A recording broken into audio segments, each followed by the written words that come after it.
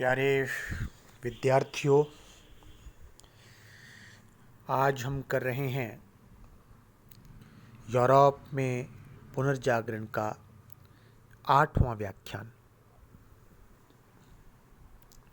विगत व्याख्यान की हम चर्चा किया करते हैं हर व्याख्यान में, ताकि आपके मस्तिष्क में जो पुराना व्याख्यान है वो दर्ज हो जाए और वो पहले से जो वहाँ पर मेमोरी में है वो हाईलाइट हो जाए। विगत व्याख्यान में हमने साहित्य में पुनर्जागरण और क्या क्या उस पुनर्जागरण के साहित्य की विशेषताएं थीं, तो 3 विशेषताएं की थी हमने: मानववादी चेतना, राष्ट्रीय भाषाओं का उत्कर्ष और अपने साथ तीसरी विशेषता भाषा विज्ञान का अध्ययन और विकास। फिर हमने अलग अलग देशों में पुनर्जागरण युग के साहित्य की चर्चा की थी। इटली में दांते जिन्होंने डिवाइन कॉमेडी लिखा था और जो इतालवी काव्य है उसके पिता माने जाते हैं, फादर ऑफ इटालियन लिटरेचर। फिर हमने पेट्रार्क किया, जो भी इटली के जिनको मानववाद का जनक कहा जाता है, जिन्होंने मानववाद का कॉन्सेप्ट दिया। मानववाद पे हमने पूरा एक दिन व्याख्यान किया था, आप उस व्याख्यान को सुन सकते हैं। मानववाद पुनर्जागरण में जो यूरोप में जो पुनर्जागरण हुआ उसकी एक प्रमुख विशेषता थी। पेट्रार्क ने जो उनका धर्मनिरपेक्ष जो उनका चिंतन वो भी हमें उसमें देखने को मिलता है। फिर हमने किया बोकासियो, जो भी इटली का, जिनकी रचना थी डेकामेरॉन। फिर इसके बाद में इटली का ही एक बहुत बड़ा राजनीतिक चिंतक मैकियावेली। पिछले व्याख्यान में भी मैंने इस बात को दोहराया था। मैकियावेली ने कहा था कि राजनीति में नैतिक आदर्शों एवं साधनों की पवित्रता का महत्व नहीं होता है। राजनीतिक सफलता के लिए अवसरवादिता, व्यावहारिक कुशलता और मनोवैज्ञानिक चातुर्य की आवश्यकता होती है। ये मैकियावेली ने कहा था, जो कि इटली का रहने वाला था। फिर हमने इंग्लैंड में पुनर्जागरण युग का साहित्य किया था, जिसमें जो बड़े जो नाम आए थे हमारे सामने: जॉफ्री चौसर, थॉमस मूर, एडमंड स्पेंसर और दुनिया भर में जाना पहचाना नाम विलियम शेक्सपियर। ये वहाँ के नाम। फ्रांस में पुनर्जागरण युग में साहित्य में जो प्रमुख साहित्यकार हुए थे, फ्रेंकोइस रेबेला और मॉन्टेक, ये वहाँ पर हुए। स्पेन में सर्वेंटीज, हॉलैंड में डेसिड्रियस इरस्मस जिसकी रचना जिनको मतलब बड़ी प्रसिद्धि मिली, इरस्मस को, जो कि हॉलैंड का रहने वाला था और वो कई देशों में घूमा। रचना जो उनकी प्रेज ऑफ फॉली माफ करना, रचना का नाम प्रेज ऑफ फॉली, जिसको उनकी जो पुस्तक है उसको पुनर्जागरण युग का प्रमुख साहित्यिक स्तंभ का दर्जा प्राप्त है। ये सब कुछ हमने विगत व्याख्यान में विद्यार्थियों किया था। आज हम प्रारंभ कर रहे हैं कला में पुनर्जागरण। पिछला था साहित्य में पुनर्जागरण, अब है कला में पुनर्जागरण। कला में कई चीज़ें होती हैं। कला में चित्रकला है, कला में मूर्ति कला है, कला में स्थापत्य कला है, कला में संगीत कला है। पुनर्जागरण काल में जो कला की हम बात करें, सामने स्लाइड पे आपको दिखाई दे रहा है, मैं उसको पढ़ रहा हूँ। पुनर्जागरण युग की कला, चित्रकला, मूर्तिकला, स्थापत्य कला एवं संगीत में मध्यकाल की जड़ता एवं स्पंदन शून्य प्रवृत्तियों के प्रति अस्वीकार, यानी जिसको स्वीकार नहीं करना, एवं विद्रोह की भावना दिखाई देती है। ये पुनर्जागरण युग की कला की बात हो रही है कि उसमें क्या चेंजेस हैं। उसमें मध्यकाल की जो जड़ता थी, जो शून्य, स्पंदन शून्य या संवेदना शून्य जो प्रवृत्तियां थी, उसको अस्वीकार कर दिया गया और उनके प्रति एक विद्रोह की भावना दिखाई देती है। तथा मानव जीवन की सहज, स्वाभाविक एवं जीवंत अनुभूतियों के अंकन के प्रति नवीन उत्साह दृष्टिगोचर होता है। जो यानी जो पुराना था वो सब डिलीट, वो सब छोड़ दिया और उसके स्थान पर मानव जीवन की सहज, स्वाभाविक, जीवंत जो अनुभूतियां हैं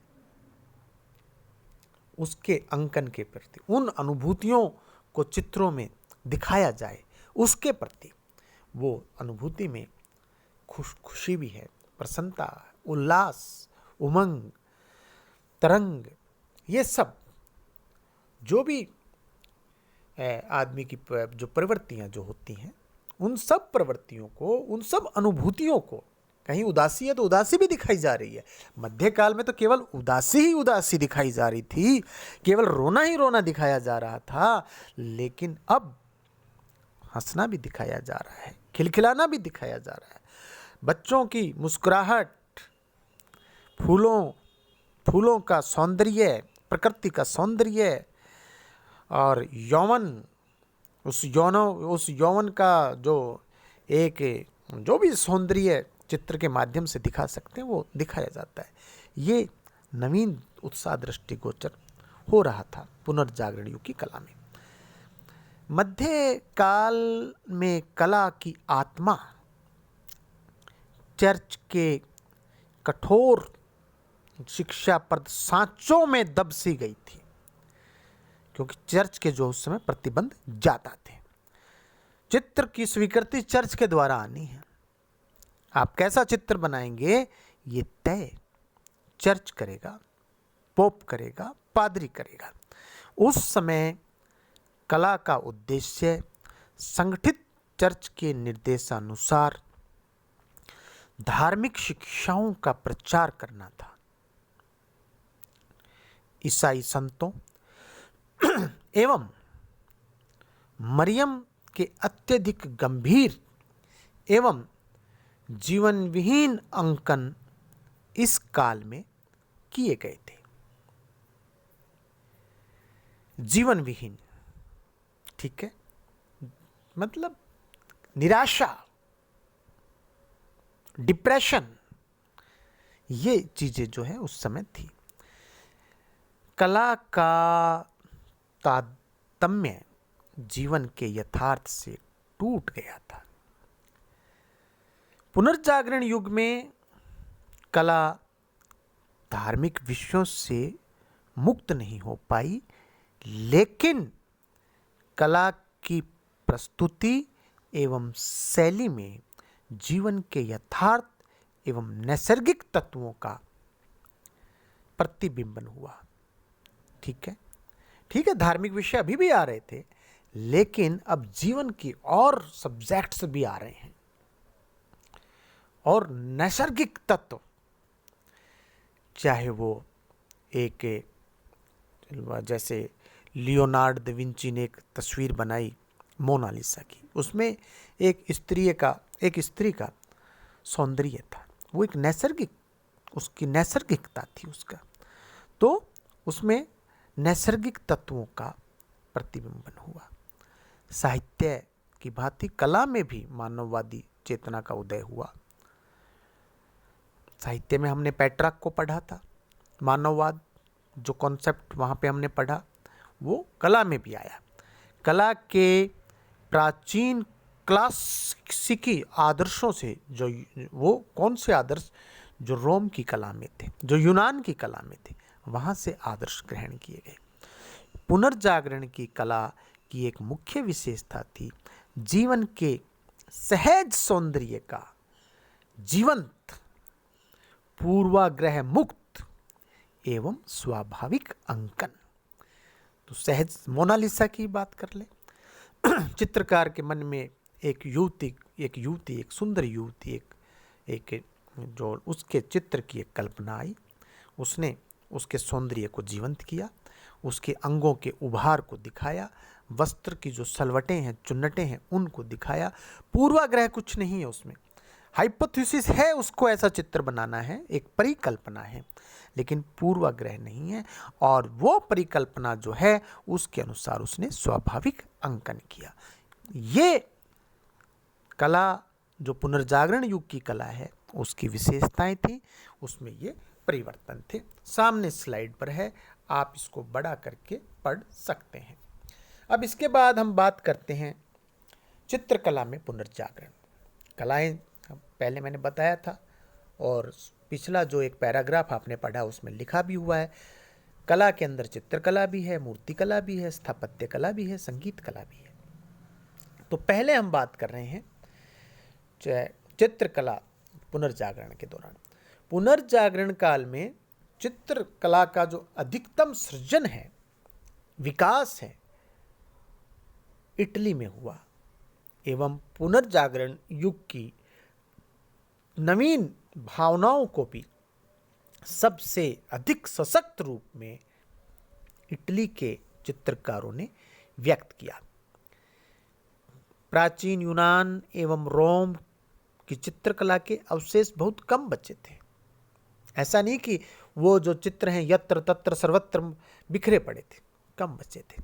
इसलिए अधिकांश चित्रकारों के लिए कोई निश्चित क्लासिकी आदर्श नहीं मिला। जिनको मिला उन्होंने उसको आगे बढ़ाया, लेकिन सबको उपलब्ध नहीं था।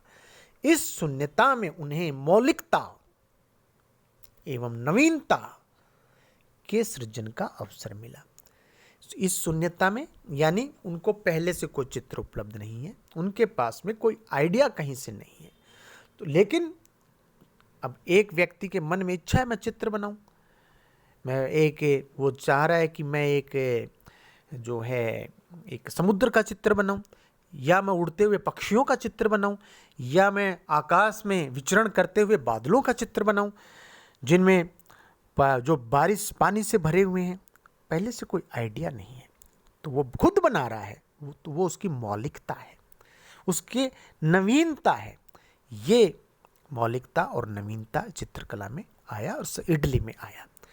13वीं शताब्दी के अंत तक जो इटली की चित्रकला है वो पहले अपने बात की जैसे चर्च के नियंत्रण में थी, जिसमें परंपरागत धार्मिक विषय हैं, उन विषयों की निर्जीव पुनरावृत्तियाँ थी। वही विषय, वही चित्र, और निर्जीव यानी जिसको देख करके मन में कोई सजीव, यानी मन के अंदर कोई ऐसे कोई उत्साह नहीं आए, जिसको देख करके मन में उदासी आए, वो निर्जीव पुनरावृत्तियाँ, यानी बार बार वही, जो प्राय गिरजाघरों की बड़ी दीवारों पर भित्ति चित्रों के रूप में वो जो है की जाती थी। वो चित्र कहाँ थे? उन दीवारों के ऊपर बने रहते थे। चित्रण में यथार्थवादी पुट की शुरुआत 13वीं शताब्दी में हुई। सेमेब्यू 13वीं शताब्दी में हुए, एवं पिएटो केवलिनो, ये दो चित्रकार हुए 13वीं शताब्दी में। इन्होंने यथार्थवादी पुट की शुरुआत की। लेकिन चित्रकला में यथार्थवाद का व्यापक, बड़े पैमाने पर एवं प्रभावशाली प्रयोग जो पहली बार है वो जियोटो ने किया, जिसको हम 14वीं शताब्दी में रख सकते हैं। 14वीं शताब्दी का जो प्रारंभ जो है, प्रारंभ के 3 दशक, उसमें रख सकते हैं। ये जो जियोटो का जो प्रयोग है उससे चित्रकला की नवीन परंपरा माना जाता है। चित्रकला की नवीन परंपरा का प्रणेता जियोटो को माना जाता है। उसके चित्रों में जीवन की वास्तविक अनुभूतियों का अंकन देखने को मिलता है। उसके बारे में कहानी प्रसिद्ध है कि उसके बारे में जो कहानी प्रसिद्ध है कि उसने एक मक्खी का ऐसा यथार्थ चित्रण किया कि उसके गुरु उसको मक्खी समझकर भगाने लगे। ये मतलब एक थोड़ा सा यूँ मतलब एक यूँ समझे कि गुरु अपने शिष्य से मजाक कर रहे हैं।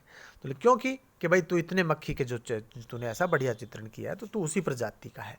इस प्रकार की पुनर्जागरण के प्रारंभिक चित्रकारों में जो उल्लेखनीय नाम है वो है फ्रा एंजेलिको 14वीं शताब्दी, मेसेकियो 15वीं शताब्दी, केस्टेगनो 15वीं शताब्दी, फिलिपो लिप्पी 15वीं शताब्दी, बेनोजा गोजोली 15वीं शताब्दी और सेंड्रो बोटिसेलो ये भी 15वीं शताब्दी। ये जो इनके जो ये उल्लेखनीय नाम है इटली के, जिन्होंने अपनी जो चित्रकला है उस चित्रकला से इटली के अंदर चित्रकला का जो उसकी व्यापकता है उस व्यापकता को उन्होंने आगे बढ़ाया, उसके विकास में उनका योगदान रहा। पुनर्जागरण के जो उच्च एवं विकसित काल में इटली के जो बड़े जो चित्रकार हुए वो 3 नाम हैं, लियोनार्डो दा विंची, राफेल एवं माइकेल एंजेलो। ये 3 चित्रकार हैं। सबसे पहले अपन लियोनार्डो दा विंची की बात कर रहे हैं, जिनका समय 1452 से 1519 और उनकी जो प्रसिद्ध रचनाएं हैं, जो चित्र हैं, उनके जो प्रसिद्ध द लास्ट सपर और मोना लिसा, ये इनके प्रसिद्ध चित्र हैं।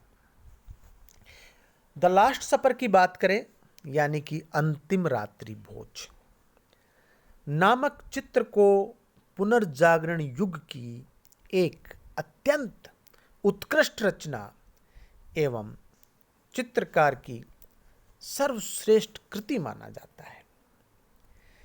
इस चित्र में पिछली 2 शताब्दियों से कला के क्षेत्र में चल रहे प्रयोगों का सुंदर, क्या कहें, एब्स्ट्रैक्ट कह दें, निचोड़ कह दें, देखा जा सकता है। जो 200 सालों से जो चल रहा था उसका जो एक परिणाम है, वो परिणाम का एक सुंदर जो चित्र है वो ये द लास्ट सपर। इस चित्र में विद्यार्थियों काम की बात है, गौर से सुनिए, लिखते हैं तो लिखिए।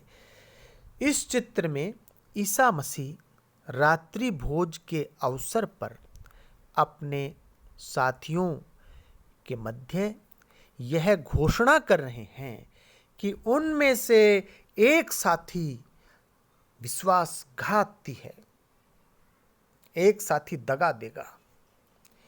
ईसा मसीह के चेहरे का भाव शांत, प्रशांत एवं स्थिर चित्त है, लेकिन उनके सभी साथियों के चेहरे पर अलग अलग किस्म के भाव हैं। किसी के चेहरे पर आश्चर्य है, किसी के चेहरे पर निराशा है, किसी के चेहरे पर गिल्टी है। ये जो अलग अलग भाव हैं, इन सब का सजीव चित्रण लियोनार्डो ने किया है, यह चित्रकला का एक जीवंत नाटक है विद्यार्थियों। इस चित्र की और खूबियों का हम बात करें तो लियोनार्डो है ने अपने चित्रों में रंगों एवं चित्रण की शैलियों के संबंध में कई नवीन प्रयोग किए। चित्रण से पूर्व विषय वस्तु एवं उसकी प्रस्तुति की कला का वह एक वैज्ञानिक साइंटिस्ट की भांति अध्ययन करता था, रिसर्च करता था, एक्सपेरिमेंट करता था। उसके चित्रों में प्रकाश एवं छाया का सुंदर अनुपात देखने को मिलता है। वह अपने चित्रों में व्यक्तियों को त्रिकोणात्मक ढंग से व्यवस्थित करता था।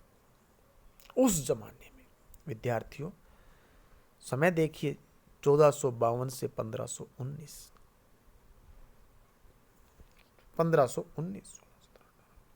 आज 500 साल हो गए। उस समय वो ऐसे प्रयोग करता था। उसने मानव शरीर के विभिन्न अंगों का अध्ययन एवं प्रस्तुतिकरण भी बड़ी सूक्ष्मता से किया था।